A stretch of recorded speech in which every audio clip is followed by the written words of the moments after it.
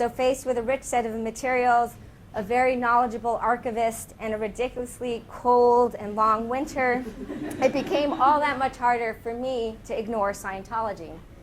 If happenstance led me to this topic in 2006, the early battles between Scientology and geeks also arose due to a set of contingencies that made it very difficult for geeks to ignore the church.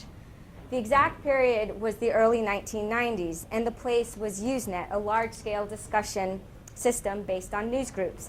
So during the early years of Usenet, there was a really, really big debate over what was appropriate for topics. So a lot of the system administrators felt, look, we should only stick to technical topics, especially because we're cribbing resources off our employers' back. Other kind of system administrators and users were saying, no way, let the floodgates open. Let's talk about sex, let's talk about recipe, let's talk about drugs, let's talk about sports, right? And so there was these really kind of big battles over free speech on Usenet, and eventually the free speech hardliners won out, and Usenet became home to kind of a very robust free speech ethic. Within this very charged context, in 1991, a critic of the church, Scott Goring, created a Usenet group called alt.religion.scientology. And he did so in order to, quote, disseminate the truth about this half-assed religion. It soon attracted a diverse crew of people, including Scientologists defending the church, ex-members critical of the church, and most pertinent to my story here today, a group of netizens, First Amendment loyalists, geeks, and hackers. So there was a lot of debate and discussion, but after a little while, what unfolded on this news group worked to further elevate this existing commitment to free speech to new heights. For the news group soon found itself at the epicenter of some of the most pronounced battles over intellectual property, news group governance, the legality of email remailers, which is what you could send email anonymously with, and especially free speech that the net had up to that point ever witnessed. In the words of one very memorable Wired article covering the battles, welcome to mortal combat between two alien cultures, a flame war with real bullets. So what started the war? What fueled it through time? So the history is obviously extraordinarily complex, so I'm only going to provide a brief snapshot. In the years following the initial creation of the news group, commentary grew not only more critical of the church, but did so via the circulation of secret Scientology documents, including upper-level texts, which the church refers to as advanced technology. These include the now famous operating Thetan documents, which include the story of Scientology's origin myth centered around the alien Xenu. Now, for those who've not watched the South Park episode, Xenu was the dictator of the Galactic Confederacy, and due to overpopulation, he flew masses of people to planet Earth on large jumbo jets. He jumped them in or near volcanoes that were armed and then detonated with nuclear weapons. And then the kind of soul-like remains of these unlucky bunch, the Thetans, clung mysteriously to remaining humans through cinematic technologies. And these Thetans have caused us all sorts of problems since. And again, notice all the kind of technology that's part of this story, from the cinematic technologies to the nuclear bombs to the jumbo jets. So despite the fact that the Church of Scientology so heavily leans on technology, such as the e-meter, it was less than thrilled at the promiscuous circulation of these documents on the internet. So they made a vigorous attempt to shut down the news group. In reaction to this censorship, the numbers of participants on alt.religion.scientology did not grow. The participants did not swell. It simply exploded. It was one of the most popular Usenet groups at the time. The attempts by the church at suppressing free speech incited some of the first memorable reactions against Scientology from hackers, such as the following somewhat hyperbolic press release from the hacker social club and organization Cult of the Dead Cow. In 1995, they released the following press release. It is our belief that L. Ron, Old Mother Hubbard, is to be held accountable for the deaths of thousands of innocent men, women, and children in the killing fields of Fun Fay, as we suspect that Pol Pot was a Scientologist.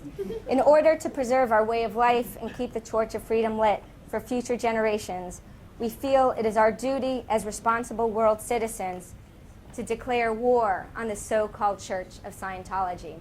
Actually, I think there's some space up here if people want to move up. So this was in 1995, this kind of declaration of war against the Church of Scientology. As geeks and hackers were starting to learn about and protest Scientology, this church would soon take far, far, far more aggressive steps to halt the dissemination of these documents, as well as suppress criticisms of their religion. For example, they deleted en masse a whole bunch of messages on this news group. The most famous of their tactics, however, were the high-profile series of raids, arrests, and subsequent lawsuits against some of those people who posted the secret church documents. Law enforcement seized computers in Virginia, Colorado, California, Sweden, and the Netherlands. The person who ran the Pennet email remailer shut it down for fear of legal retribution, and the lawsuits would span over a decade and ruin many people's lives. So from the mid to late 1990s was when Scientology became a known entity to geeks and hackers. And eventually, for some geeks, they became enemy number one. What's important to highlight here in terms of my argument is that when hackers and netizens learned of Scientology, they didn't only encounter an organization suppressing what they thought of as their right to speak freely, but encountered a world very much like their own, except it seemed distorted and, in particular, inverted, a kind of real-world example of the popular comic book Bizarro World. And the inversion, in fact, is so stark that it seems somewhat unreal, not the stuff of reality, but the stuff of fiction, or as we'll soon see, science fiction. So allow me to provide a few examples of these inversions. I've already kind of talked a little bit about technology. I'll talk a little bit more about it. As the Python blog entry I quoted earlier revealed, I think quite accurately, for geeks of almost all stripes, technological production is rooted in the freedom of constant manipulation, where you're supposed to create, fix, break, innovate technology based on your own desires, your will, your visions, your style, and to do so to reach your own personally crafted goals. Now, among Scientologists, technology is equally valued and important. No technology, no Scientology, right? But as we saw earlier, there's only one correct way for technology to be known, applied, and taught.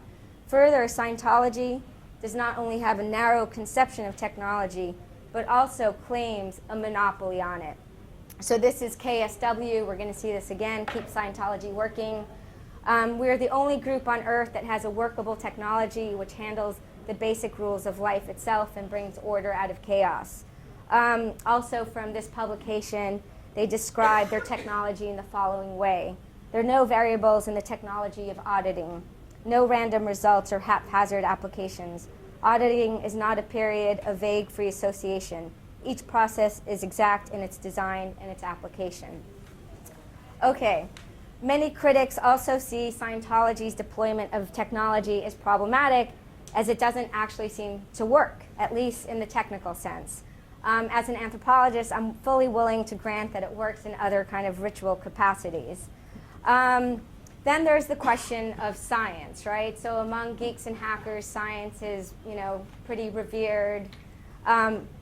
Scientology, the question of science is really important, and the following kind of image was put up by a geek kind of making fun of science versus the science of Scientology. It's not a great image, but on this side we have things like Big Bang creates a universe, birth of soul, sun at the center of our solar system, earliest life forms on Earth. On the other side you have things like the Galactic Federation of 76 planets formed, evil galactic dictator Xenu who rounds up Thetans, puts them next to volcanoes on Earth, blows them up with hydrogen bombs. So this is kind of just a sort of awareness of how those committed to science are bothered by the science of Scientology. Now, another kind of element of inversion has to do with science fiction. There is a kind of overlap between geeks and hackers in the science fiction world. Many of them love to read it, many of them write it, but they consider it kind of, well, fiction. It's valued for its creative open-endedness. L. Ron Hubbard was a science fiction writer, and a lot of the science fiction is taken as the basis for the origin story. And this is, again, another kind of quote from some Scientology material describing some of their, science fiction, but they wouldn't call it science fiction. This is a cold-blooded and factual account of the last 60 trillion years.